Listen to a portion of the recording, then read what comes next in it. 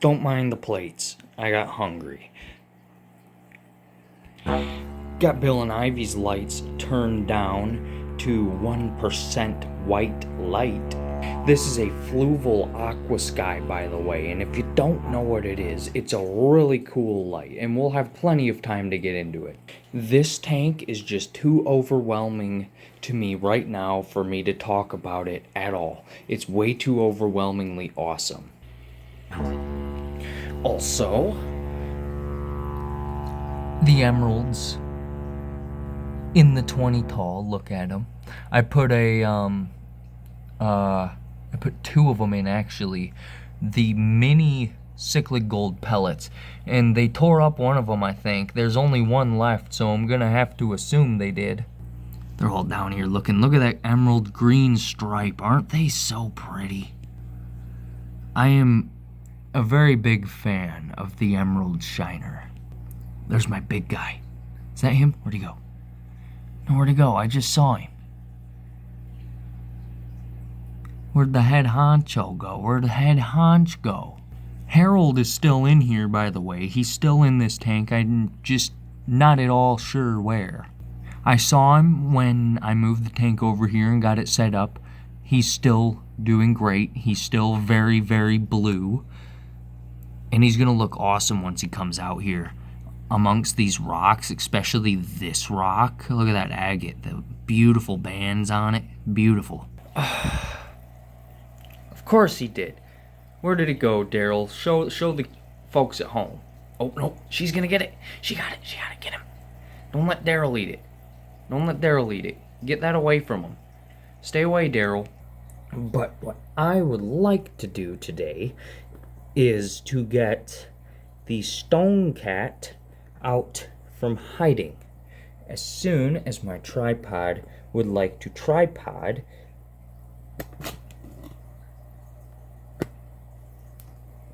it's getting there.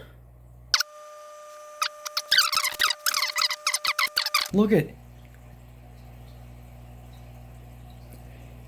He's trying to figure out how to deal with them, because he was beating on him a minute ago. This is our little rock bass. Oh, I just bumped you guys right into the tripod. I hope I caught that. Oh, no, don't swim away, buddy. So he's a real good looking rock bass, see? Look at him.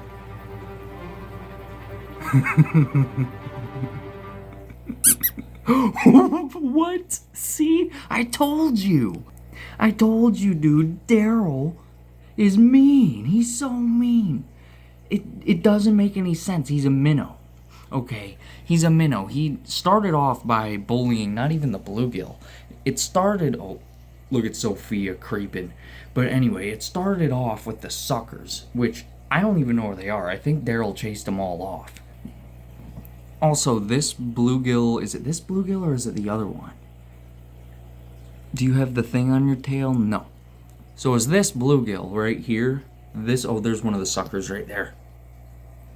Oh, hey, Sophia, but there's one of the suckers. And there's the reason that sucker was just spotted, because Darel chased him. Anyway, this little bluegill and our rock bass back here get along very well. It's very odd how well they get along, considering the two bluegill themselves do not get along. But usually the way that I've seen it is, if a fish is the meanest, you should usually keep it, because that's gonna be a real darn interesting fish to keep.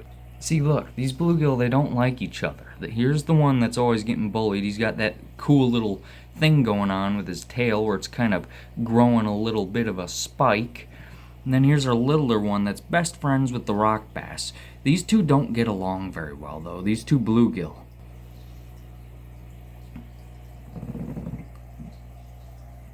There's Darel chasing one of the suckers. Oh, now he's getting the bluegill. Oh, boy.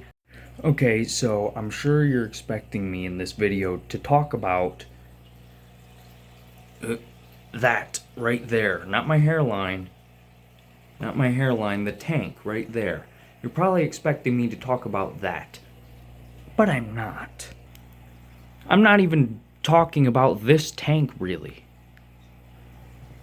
We're talking about one fish. That one right there. That is a Hornyhead Chub, who's named Darel.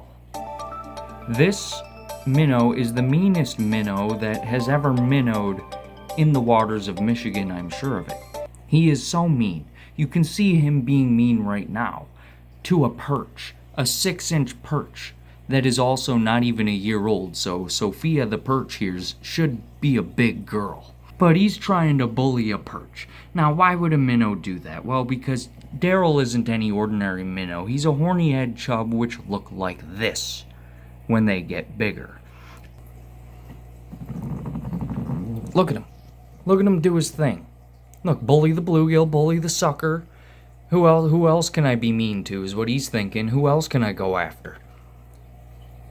That's all he's thinking about. What can I eat and who can I beat up? You might think he's been getting beat up, and that's not the case. That's probably from him slamming himself against the rocks trying to tear apart mealworms, because that's what he does. And you can hear it. It sounds like there's a catfish sifting through the rocks, but no, it's just Darel body slamming these giant rocks. He's at it again. Dude, you have a whole 75-gallon aquarium. 4 feet by 18-inch wide by 21-inch tall area for a 3-inch fish, and yet still, Darel, you gotta bully everybody. The 20 tall. That's right, we've done this upgrade too that I was talking about, but we'll talk about that another day because I just can't get Darel out of my head. Oh, there's the male perch. There he is. He's back there, you see him? Darel got 6 minutes and 30 seconds of screen time and talking time, so we'll talk about this guy and his little bluegill a minute. The reason I have these two fish is because of the area that they're from, which produces some very, very beautiful sunfish. You can see our bluegill here. Look at his fins. This is going to be a very, very good looking bluegill as it gets older. Whether it's a male or female, I don't care. I know this fish is going to be pretty either way. And then there's you. So this is my wargill. He does not have a name either. He's a really cool fish too. A really intelligent fish. He's really smart, super aggressive, which is why he's in the 29 instead of the 75. Because he can only live with like one other fish, and it's this bluegill. Everything else that he was in here with, he about killed, except for the bluegill and the rock bass. And because these two are from the same lake, I wanted to keep them together. But I'm still not 100% sold on the wargill, because as cool as he is, there's one sunfish species that I have caught maybe 2 or 3 of ever, and wasn't able to keep them, that I really, really want to keep. And the thing is, this 29-gallon would probably work as a permanent setup for the species of sunfish I'm thinking about. I'm talking about the northern sunfish, or the northern long-ear sunfish. I've loved the long-ear sunfish ever since I saw pictures of them, and when I was able to catch my first ones ever, it blew my mind because I didn't think they were in Michigan. And they do not get very big at all. They will be much smaller than even our wargill here, who is like, I don't know, he's probably hand length if he was to stretch out, or at least nearly hand length.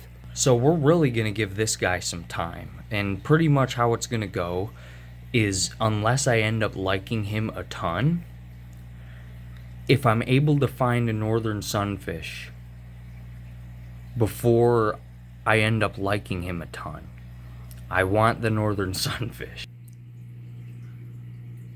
The only guy with a worse hairline in here than me is this guy. He's got quite the forehead, don't he? Here's our other hybrid. Very nice. I don't know how long I'm going to keep the sunfish in here too. My plan is to actually make the 120 taller by making a little cage up here. Here's Bill, by the way. He's just chilling back there, 2 feet back from the front glass. which is incredible